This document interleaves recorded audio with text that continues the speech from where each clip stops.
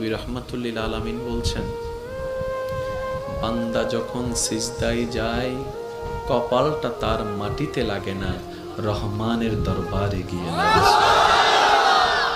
আফসোস আমাদের জন্য সেই সিজদাকে না বুঝার কারণে।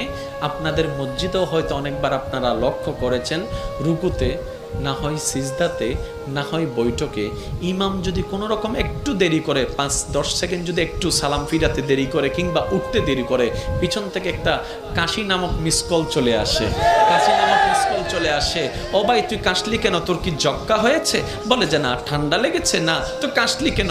বলে যে হুজুরকে একটু সিগন্যাল দিলাম। কিসের সিগন্যাল? বলে যে আমার 3 তাসবিহ শেষ হয়েছে। হুজুর আপনারটা শেষ হলে আপনি এবার তুলতে পারেন, আপনি এবার মাথাটা তুলতে পারেন, আপনি এবার মাথাটা তুলতে পারেন। হুজুর আমার তাশাহুদ শেষ হয়েছে, দরুদ শেষ হয়েছে, আপনার শেষ হলে আপনি এবার সালামটা ফিরাতে পারেন। কিরে ভাই, নামাজ তো মওলার সামনে দাঁড়ানোর একটা সুবর্ণ সুযোগের নাম, নামাজ তো গুনাহ মাফের একটা জারিয়ার নাম, নামাজ তো রবের রহমত পাওয়ার একটা জারিয়ার নাম। এখানে এসে তুই তাড়াতাড়ি করছিস কেন? বলে যে আফসোস, আমি নামাজটা জেনেছি, বুঝার মতো বুঝতে পারিনি। জেনেছে তারা শুধু সপ্তাহে জুমার দিন যায়, আজকে যেমন গিয়েছে 2 রাকাতের জন্য। আর যারা নামাজ বুঝতে পেরেছে তারা তো 5 ওয়াক্ত পড়ে পড়ে হাজার ব্যস্ততার মধ্যে রাতের ঘুমটাকে হারাম করে গভীর রাতে তাহাজ্জুদ নামাজে দাঁড়াইয়া যায়। কাউকে টেনে মসজিদে আনা যায় না। ওরা হচ্ছে জান্নেওয়ালা, আমার মতো আপনার মতো। আর যারা নামাজকে বুঝতে পেরেছে, নামাজের স্বাদ বুঝতে পেরেছে, নামাজের মজা বুঝতে পেরেছে, রুকুর মজা বুঝতে পেরেছে, সিজদার প্রশান্তি বুঝতে পেরেছে, তাদেরকে টেনে সিজদা থেকে তোলাও যায় না।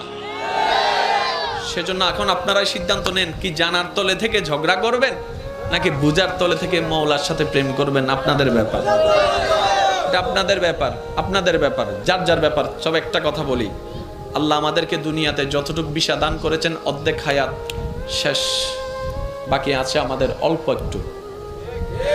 ভাইয়া একটু বাকি আছে, আমারও আপনারও, আমাদের সবার। মরার সময় অন্তত এমন কিছু রেখে যেন না যেন এলাকার মানুষ আপনার মৃত্যুর সংবাদটা শুনে আলহামদুলিল্লাহ বলে। এমন কিছু রেখে যেন না যেন আপনার ছেলেরা, আপনার নাতিরা আপনার নাম শুনলে যেন লানত দেয়। এটা জীবন নয়, এটা জীবন নয়, এটা জীবন নয়। এমন একটা জীবন বানান যেন আপনার মৃত্যুর সংবাদটা শুধু আপনার পরিবারের মুখে চোখের মধ্যে মলিনতা আর অশ্রু আনবে না, শুধু আপনার আশেপাশে পরিচিতরা পর্যন্ত বলবে, আহ আফসোস, আজকে একজন নেককার বান্দাকে হারিয়ে ফেলেছি, আজকে একজন মায়ার মানুষকে হারিয়ে ফেলেছি, আজকে একটা মমতার মানুষকে হারিয়ে ফেলেছি।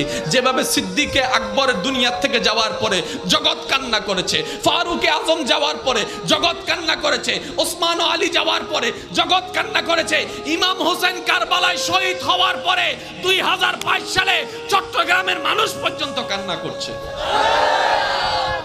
আল্লাহু আকবার।